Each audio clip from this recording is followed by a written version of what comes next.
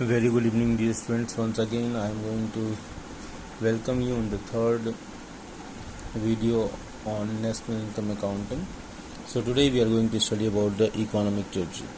So economic territory आखिर होता क्या है, क्योंकि इसका बहुत बड़ा इम्पोर्टेंस है। जब हम नेशनल इनकम के एग्रीगेट्स को निकालना होगा तब हमको इकोनॉमिक टेरिटरी और डोमेस्टिक टेरिटरी के बीच का अंतर हमको समझना बहुत ज़रूरी होगा। सो डेफिनेशन बाय डेफिनेशन क्या होता है? The first thing to note is that economic territory of a country is not a simply political territory. मतलब हम पॉलिटिकल टेरिटरी की जो बात करें हम इसकी, तो ये केवल पॉलिटिकल टेरिटरी मात्र नहीं है।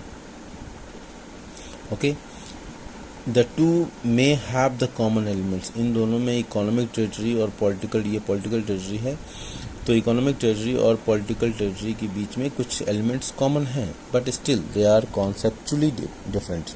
लेकिन वास्तव में ये कॉन्सेप्ट वाइज इनमें बहुत अंतर है। Let us first see how it is defined, कि कैसे इसको डिफाइन किया जाता है। अकॉर्डिंग टू यूनाइटेड नेशंस के अनुसार economic territory is the geographical territory administered by a government with in which person, goods and capital circulates freely.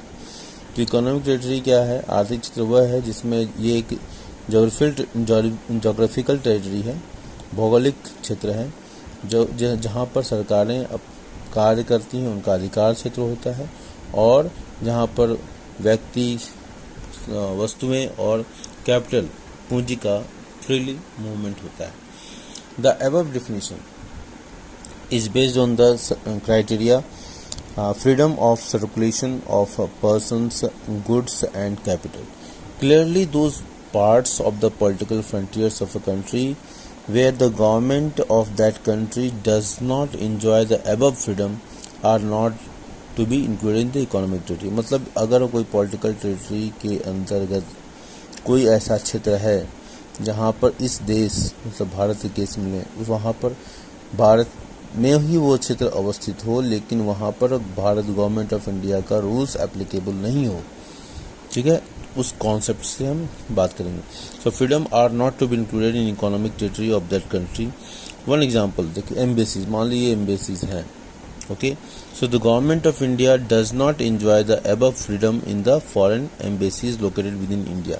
मतलब अगर फॉरेन की एम्बेसी, मान लीजिए यूएसए की एम्बेसी अगर भारत में है, ये यूएसए की एम्बेसी है और भारत में लोकेटेड है, तो यहाँ पर भारत की सरकार का कानून वो वहाँ पर लागू नहीं होता है। फ्रीडम यहाँ पर जो है वो इंडिपेंडेंटली यूएस जो यहाँ पर एम्प्लॉय होंगे उनको अलग फ्रीडम मिलेगा, जो कि भारत के कानून से गवर्न नहीं होगा। तो embassies, government of India does not enjoy the above freedom in the foreign embassies located within India, so these are not treated as a part of economic territory of India. तो ये embassies जो है, US embassy Bharat की economic territory का हिस्सा नहीं माना जाएगा। They are treated as a part of the economic territory of the respective countries. वो अपने रिस्पेक्टिव जो कंट्री, मतलब यूएसए की इकोनॉमिक टेरिटरी माना जाएगा। For example the US embassy in India, यहाँ पर यूएस एम्बेसी ही लिया गया है। US embassy in India is a part of economic territory of USA. USA की इकोनॉमिक टेरिटरी है ये इकोनॉमिक टेरिटरी जो है किसकी है? यूएसए की है। Similarly the Indian embassy in Washington is a part of economic territory of India. इसी तरह भारत की एम्बेसी अगर लंदन में है तो इंडिया की इकोनॉमिक टेरिटरी का हिस्सा होगा। श्रीलंका में तभी इंडिया की इकोनॉमिक का, अमेरिका में तभी इंडिया की इकोनॉमिक टेरिटरी का हिस्सा होगा। अब इसके फ़ायदे क्या हैं? इस स्टडी के फ़ायदे क्या हैं? इसका स्कोप क्या है? Based on freedom criteria the scope of economic territory